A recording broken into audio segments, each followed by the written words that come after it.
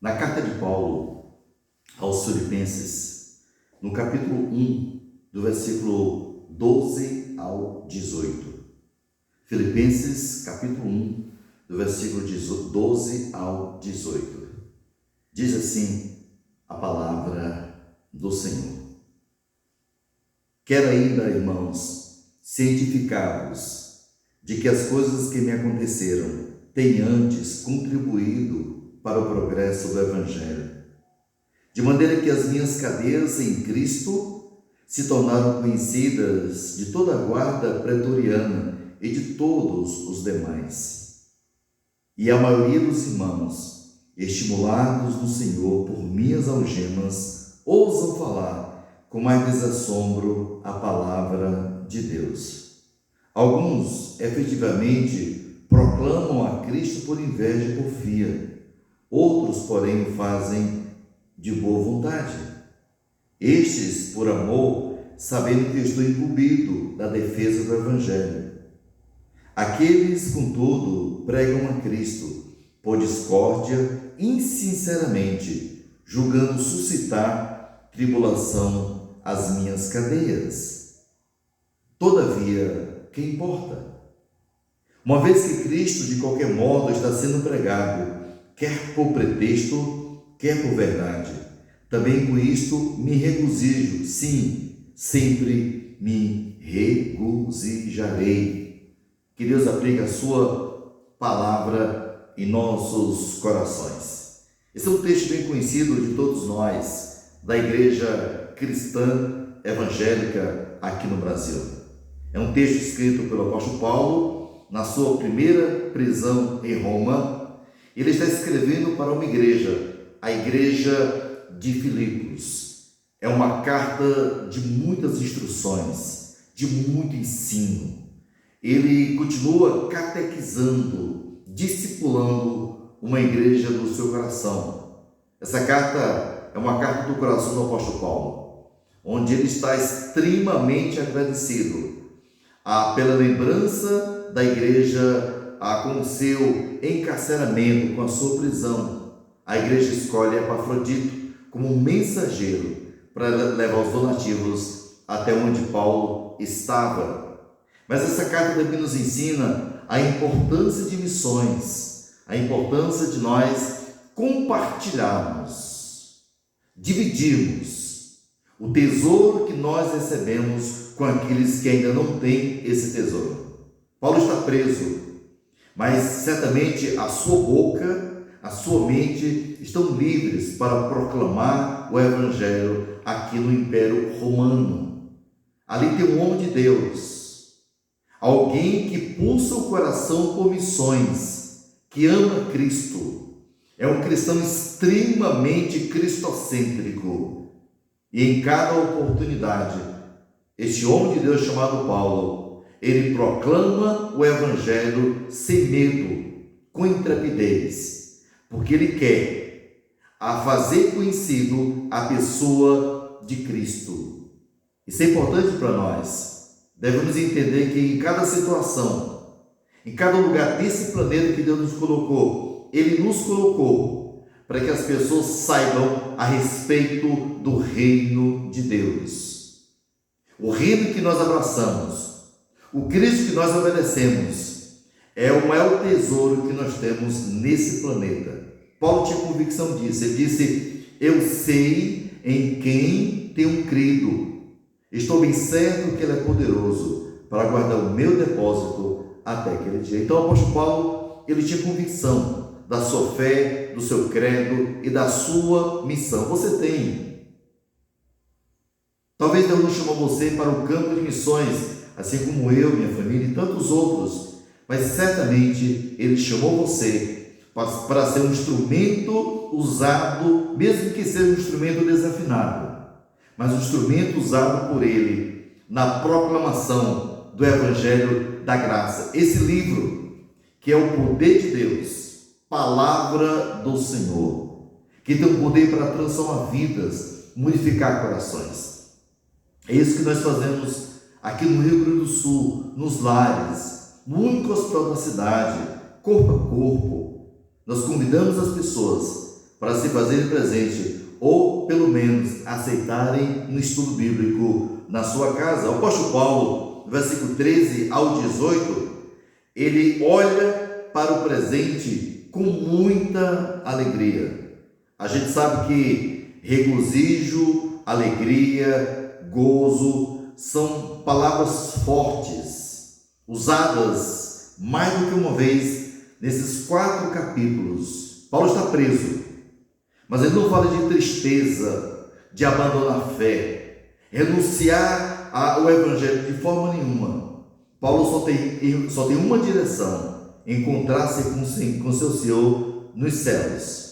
Nenhuma tribulação, nenhuma oposição, nada desanima o coração do nosso irmão Paulo. Então essa carta vai nos ensinar algo extremamente importante. E esse texto do 13 ao 18, ela nos ensina a olhar para o presente com alegria.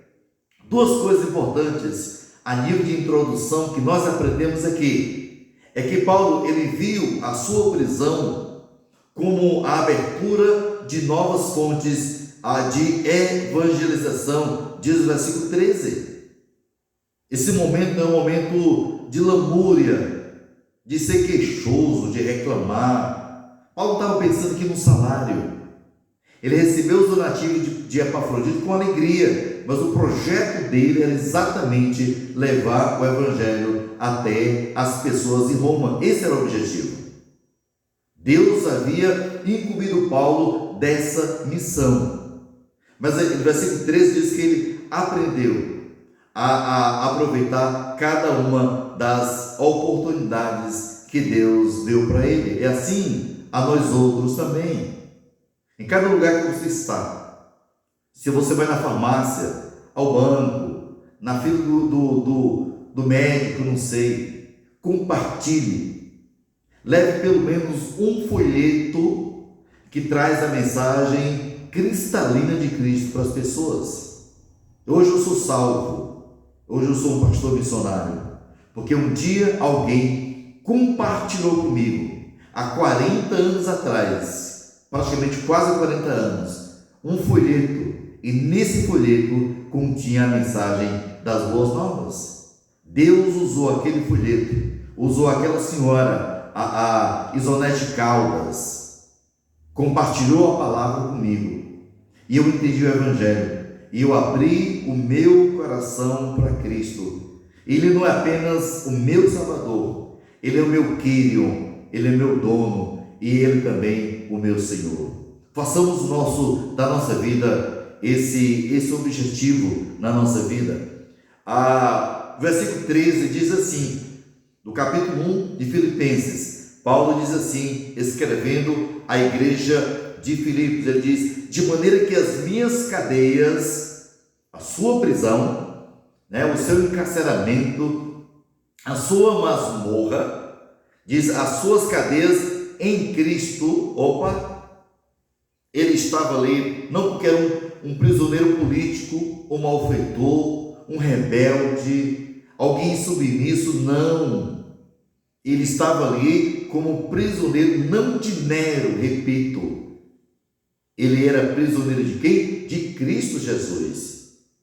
As suas cadeias em Cristo se tornaram o quê? Conhecidas de toda a guarda pretoriana e outro grupo também, e de todos os demais. As cadeias de Paulo ficaram conhecidas, ou seja, a sua vida, o evangelho entrou no Império Romano, porque ali tinha alguém que tinha a visão de missões. Assim como missões pulsou o coração de Deus na pessoa de Cristo, missões também devem pulsar o meu e o seu coração. Se missões não pulsam o nosso coração, ou nós não entendemos missões, ou ainda nós não temos o Espírito de Deus habitando em nós. E se a gente não tem esse selo, Efésios 1,13, eu ainda não sou filho de Deus.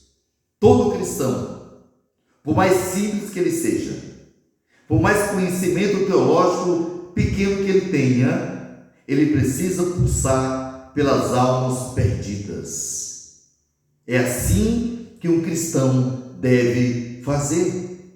Diz a Bíblia que Deus abre as portas para a pregação e usa os acontecimentos para ampliar os horizontes da evangelização. Paulo entrou em Roma e ali a visão de missões foi muito mais ampliada na vida de Paulo.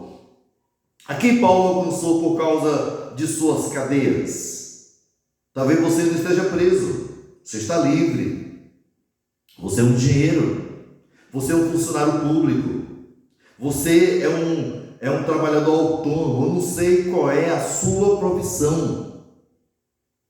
Deus não está preocupado quanto você ganha, qual é a projeção da sua vida. Deus não está focando, em primeiro lugar, qual vai ser a sua renda mensal, qual o volume do seu patrimônio. Não, queridos. Deus quer usar você na sua profissão, assim como Paulo, para levar a palavra de Deus capaz de transformar um homem fracassado em um homem vitorioso. Então, a quem Paulo alcançou, versículo 13, diz que o primeiro grupo de pessoas que Paulo alcançou foi a guarda pretoriana. Imagina isso. Eu fico imaginando aqui, de Nova Petrópolis, o pensamento, a mentalidade daqueles soldados. Eles deveriam olhar para Paulo e dizer assim: puxa vida, que coisa! Esse homem pelo qual esse preso é fiel deve ser um homem extremamente fora de série, um homem extremamente importante. Quem é? Era Cristo. Eles morreram por causa de Nero, do imperador César Nero. Paulo estava morrendo por causa de Cristo. Esse homem era digno de fidelidade, é e será sempre digno de fidelidade, da nossa fidelidade e do nosso coração. Isso o apóstolo Paulo focava nisso. Então, o primeiro grupo que ele alcança aqui é a guarda pretoriana. A guarda pretoriana era a guarda de elite do imperador. Não era os soldados rasos, né? Não, eram soldados treinados, a equipe de elite do imperador. Era aquela equipe que estava 24 horas, né? Sai turno e entra turno, cuidando da proteção do imperador de Roma. Ele compreendia, essa guarda pretoriana compreendia um corpo de 10.000 soldados. Talvez aqui na minha pequena congregação, aqui de Nova Petrópolis, no bairro da Vila Germânia, numa população de 27.000 habitantes, eu não tenho aqui 10 pessoas nessa congregação, mas talvez esse vídeo vai alcançar muitos corações, como encorajamento, como incentivo, mesmo que não tenha conversões, mesmo que as pessoas não venham para ouvir o Evangelho. Cumpra a sua missão. Essa é a missão da igreja. Essa é a minha missão. Pregue, tempo e fora de tempo.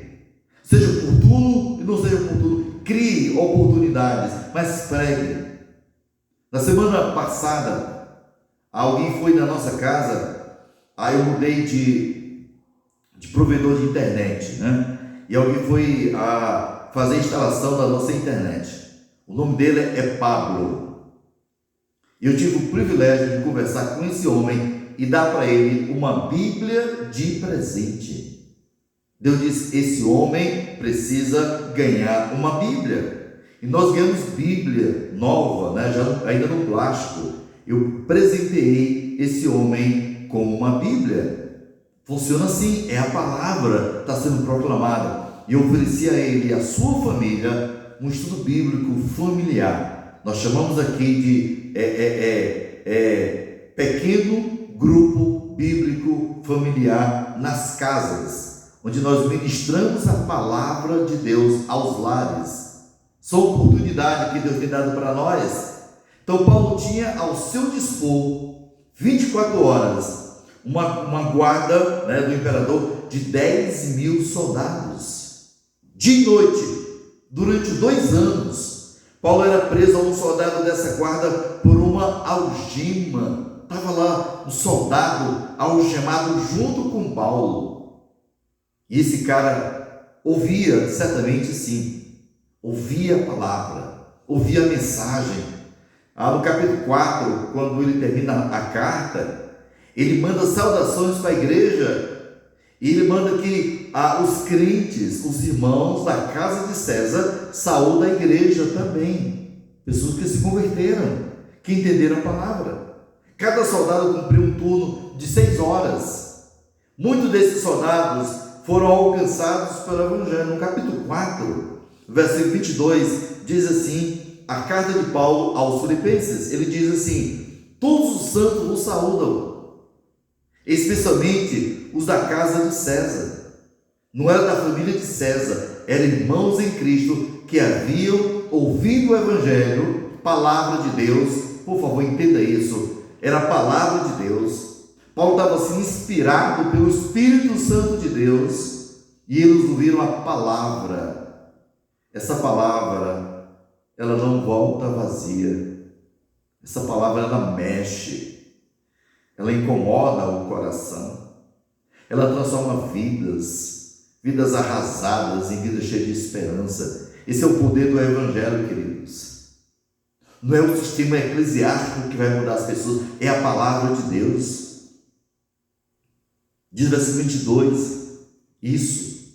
A porta da palavra não é aberta por nós, mas a porta da palavra é aberta por quem? Por Deus. Diz o versículo 3, diz assim, Paulo diz assim, suplicar ao mesmo tempo também por nós, para que Deus nos abra a porta à palavra, a fim de falarmos ao mistério de Cristo, pelo qual também estou algemado. Olha que coisa bacana. Paulo diz, orem por nós, igreja, para que a porta do Evangelho seja aberta e a gente possa aproveitar cada abertura dessa oportunidade de anunciar o Evangelho. Por isso Paulo declara no versículo 13, suas algemas se tornaram o quê? Conhecidas de Cristo. Ele estava lá na prisão reclamando, porque estava preso. Coitado, eu sou nada disso. Paulo diz o quê? Esse é o momento oportuno para que eu pregue o Evangelho a essas pessoas. O segundo grupo que Paulo alcançou por causa das suas cadeias, versículo 13, todos os demais membros do palácio, e de todos os demais, além dos soldados, Paulo também evangelizou as demais pessoas que viviam no pretório. Imagina aquela pessoa que passava, Paulo estava lá, anunciando o Evangelho, pregando, mostrando. Que bacana isso, que exemplo para todos nós. Era assim que Jesus fazia. Paulo queria imitar o seu mestre, Cristo Jesus. Desce, Jaqueu, da árvore, porque hoje convém comer na tua casa, e pá, aquele homem foi convertido. Maria Madalena, tantas pessoas, cada pessoa que Jesus encontrava na rua, ele falava do reino de Deus. Olha Nicodemos, que foi ter de noite com Cristo. O cara que tinha uma religiosidade tremenda, muito acentuada, mas era alguém que não havia nascido de novo. Cremos que Nicodemos encontrou-se a salvação. Nos versos 14 a 16, Paulo viveu de tal modo que estimulou outros irmãos a falar com mais desassombro a palavra de Deus. A prisão de Paulo, enquanto para alguns foi uma baixa, mas para outros não. A igreja entendeu que a prisão de Paulo contribuiu para o progresso do Evangelho. Isso estimulou, incentivou, em vez da igreja ficar desanimada, desistir do Evangelho. Pelo contrário, a igreja viu na pessoa de Paulo oportunidades para pregar o Evangelho. Ele diz aqui para nós, os versos 14 e 16, diz assim: e a maioria dos irmãos, não a minoria, havia minoria ali, pessoas com doutrinas falsas, pessoas que criticaram Paulo por causa da sua prisão, acharam que o Evangelho ali parou. Não, Paulo diz assim: e a maioria dos irmãos, estimulado no Senhor por minhas algemas, pela prisão dele, ousam falar com mais desassombro a palavra de Deus. Não era Paulo, era a palavra. Isso despertou os irmãos o quê? A falar com mais desassombro, com mais coragem, sem temor, o evangelho da graça. Estes por amor, sabendo que estou incumbido na defesa do evangelho. Sua vida tem sido assim? Será que as suas pequenas tribulações têm despertado outros na proclamação do evangelho? As pessoas perguntam: pastor Cosmo, você não fica desanimado ou querendo desistir do evangelho ou de ser missionário aqui no Rio Grande do Sul? Você está na cidade há 4 anos. Quantos convertidos? Alguns. E a maioria não permaneceu conosco. Não dá vontade de você desistir do evangelho? Não. 1000 vezes não. Eu quero, queridos, fazer do meu leito, da minha cama do hospital, o meu púlpito. Eu quero pregar até o último fôlego de vida que Deus vai me dar. Missionário, pastor, ele não tem aposentadoria. Ele prega e ele ensina. Deve ser a vida de um missionário, assim é a vida de Paulo. Isso despertou nos irmãos o desejo da proclamação do evangelho. Quando Paulo entrou em Roma, há muitos pensando que estava entrando prisioneiro. Não, era nem que estava entrando o quê? Um missionário. Estava entrando ali o evangelho no Império Romano. Nos versos 15, 16, 17 e 18, Paulo não ficou amargurado por causa da competição de seus críticos, né? Nada disso. Olha o versículo 15. Alguns efetivamente proclamam a Cristo por inveja e porfia. Paulo encorajou a sua vida, encorajou a muitos, mas outros não. Versículo 17. Aqueles, contudo, pregam a Cristo por discórdia, insinceramente, julgando suscitar tribulação às minhas cadeias. Todavia, o que importa? Uma vez que Cristo, de qualquer modo, está sendo pregado, quer por pretexto, quer por verdade, também com isto me regozijo. Sim, sempre me regozijarei. Paulo não condena a substância da pregação dos seus críticos. Paulo não está criticando, olha bem, é importante isso, o conteúdo, a substância do que essas pessoas estão pregando. Paulo não está questionando isso. Paulo se refere aos motivos porque pregam a Cristo. Tem gente pregando uma mensagem autêntica, mas os motivos não são o quê? Santos, não agradam a Deus. Mas a mensagem é verdadeira. Eles têm uma doutrina certa e uma motivação errada. Paulo está criticando isso.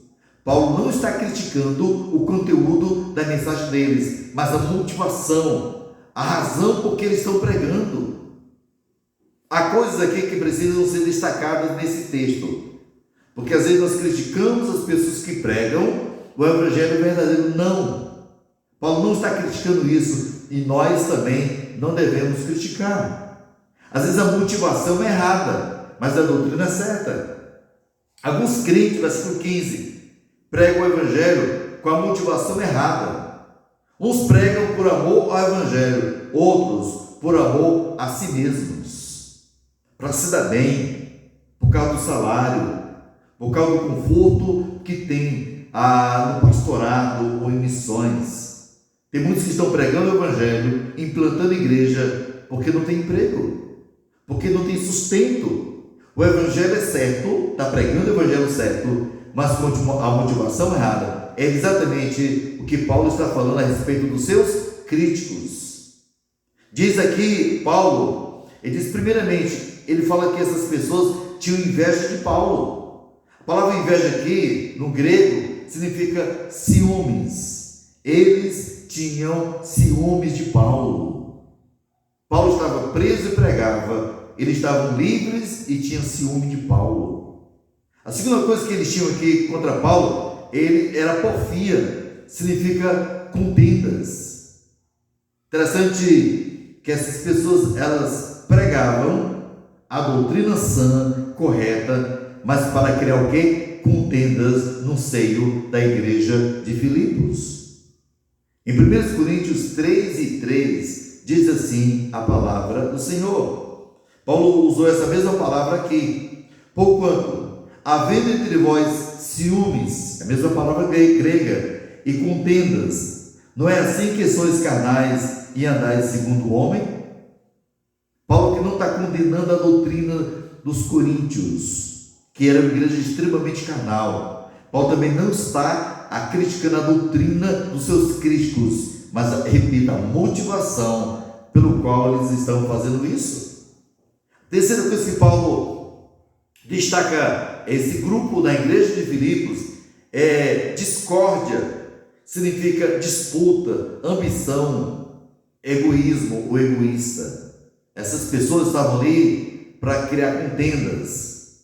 Eles tinham ambição, eles eram egocêntricos.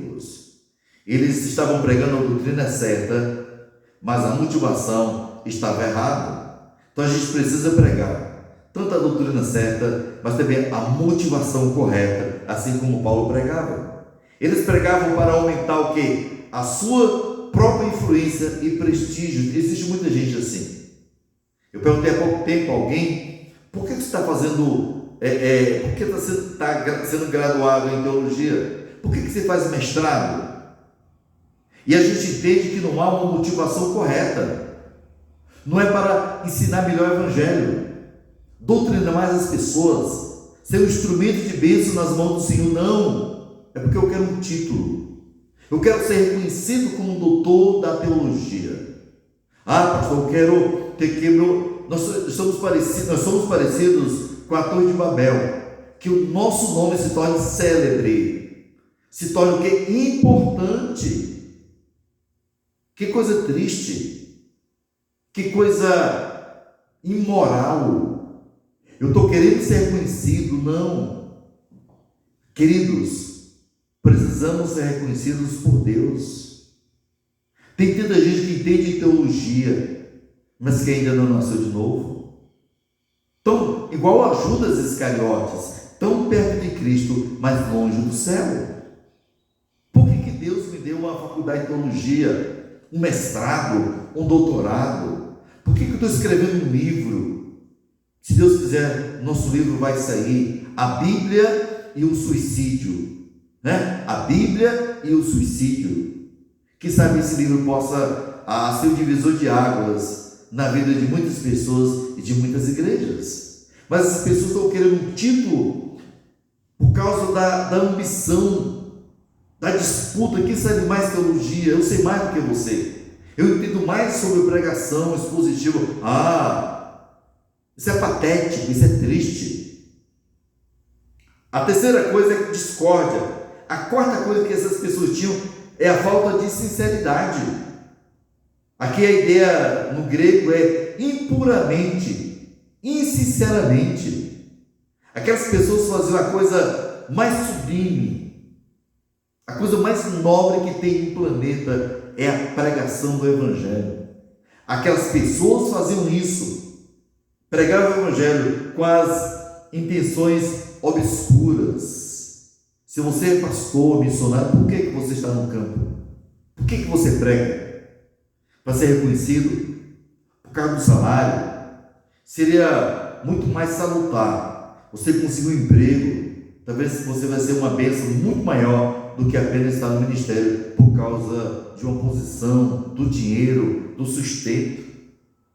Estranhamente, essas pessoas pregam a mensagem certa de maneira errada. Olha o versículo 17 do capítulo 1 da carta de Paulo aos Filipenses. Ele diz assim: aqueles, contudo, pregam a Cristo por discórdia, insinceramente, julgando suscitar tribulação às minhas cadeias. Eles achavam que fazendo isso iria provocar Paulo, suscitar tribulação às cadeias de Paulo. Essas pessoas estavam fazendo a coisa certa da maneira errada. Elas não estavam pregando heresias, mas o que? O Evangelho. Paulo, de forma nenhuma, condena a pregação deles. Verso 18. Todavia, que importa? Uma vez que Cristo, de qualquer modo, está sendo pregado, quer por pretexto, quer por verdade, também com isso me regozijo. Sim, sempre me regozijarei. Paulo jamais teria se alegrado se esses críticos estivessem pregando alguma heresia. Como é que Paulo ia se alegrar? Sabendo que seus críticos estavam pregando uma heresia? Não. Jamais Paulo faria isso. E nem nós fazemos.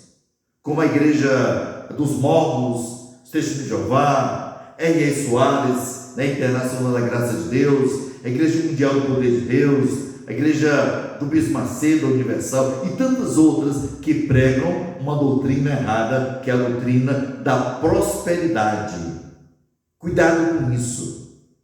Eles têm a motivação errada e a doutrina errada. Paulo, esses caras pregavam a doutrina certa, a coisa mais sublime do planeta, a pregação do Evangelho, mas com a motivação errada. Paulo jamais teria se alegrado se eles tivessem pregado uma doutrina errada, jamais. No mesmo versículo, vejamos a reação de Paulo, versículo 18. Com isso me regozijo, sim, sempre me regozijarei.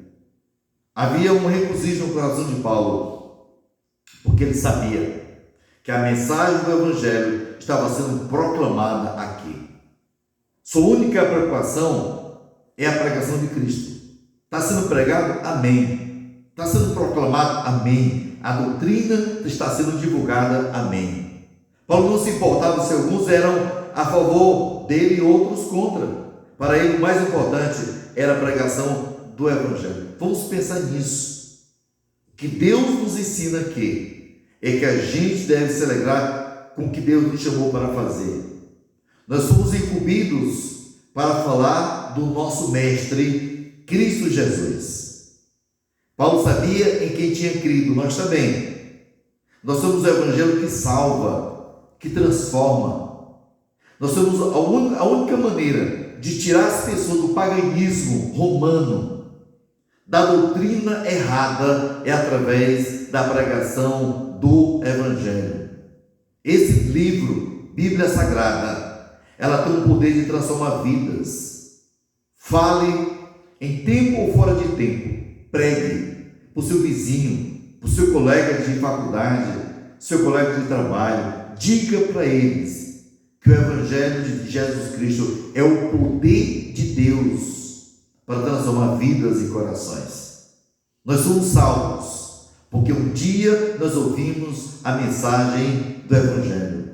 Esses irmãos aqui, tanto da igreja de Filipos, como aqueles que aceitaram a Cristo, tanto da guarda pretoriana, como também os demais, da casa de César Nero, um dia nós veremos esses irmãos na presença do Senhor.